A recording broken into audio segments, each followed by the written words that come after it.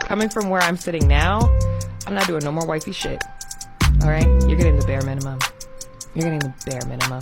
And that's good enough. All right? And then you can unlock the rest. How exciting. You don't get to just have your cake and eat it too. You don't get to just have me do wifey things for you and not actually wife me up. Like, no, I'm not doing any more wife shit for anybody that's not ready to upgrade their subscription. Like, that's the way that it is.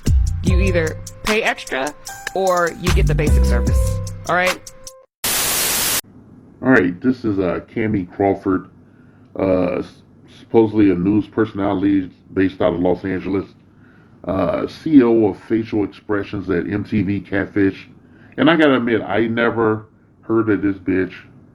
I never heard of her before, shit, okay? So, guess I'm old or I don't give a fuck. I have better things to do with my life, but I looked at that goddamn clip of her talking about transactional behavior and how she wasn't going to do wife stuff for people and shit. And I just thought to myself, like, who the fuck is she for? Who is this woman for? What motherfucker is she for? And I went and looked up and shit. She was with some guy for a number of years, and the dude finally escaped. He got the fuck out and shit. And, kudos to him and shit, but he was in it too long. I just hate this behavior. It's the last day of the fucking year, and, I'm on my grind. I've been putting out two a day or, squeezing shit in where I can.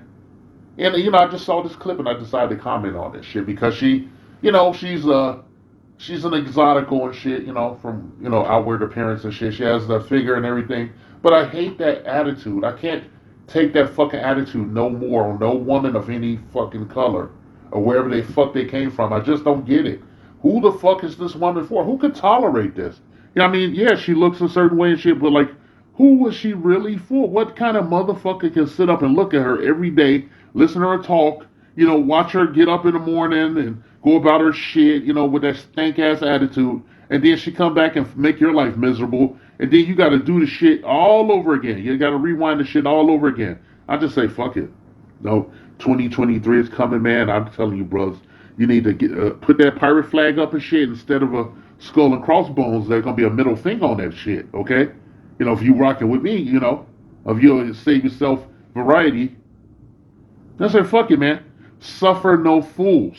Okay? Suffer no dissidents and shit. If no one wants to do what you want to do and shit, or no program, you can't talk to them, you can't relate to them in any way and shit, it's an effort. It's a fucking effort to be in their presence. Then don't do it. You're adding years to your life and shit. I see Kamie Crawford and shit. I don't know what to say about her. She's a attractive woman. Okay? She knows how to carry herself. I don't see her really doing anything overtly ratchet. Who knows what she does behind closed doors. And she just has a stick up her ass. She has a gigantic redwood log up her back chute there, okay, and a forbidden door that I couldn't get past no matter what. And then I have to say, if you're a guy that's 1%er or whatever the kind of guys that she goes after and shit, if it's even guys, who knows. If you're like a billionaire or something, let's just say a billionaire, right? And then you run across this woman, you kind of like what she looks like, she's nice and everything, but you're going to know within 5-10 minutes, if you have any kind of discernment, her behavior is transactional because of your wealth. How does that make you feel? Like, how would you, what is the lens you look at her at then, Is she a pump and dump and shit, or is she somebody you would consider a serious relationship with, knowing that she may be plotting to relieve you of some of your wealth at some point down the line, okay?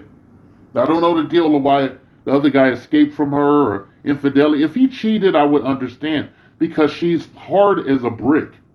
Okay, she's hard as a brick, and I'm just tired. We're tired of seeing black women with this like, Mount Rushmore, rock ass exterior and shit. We're tired of it. Okay, we don't want your ass like that.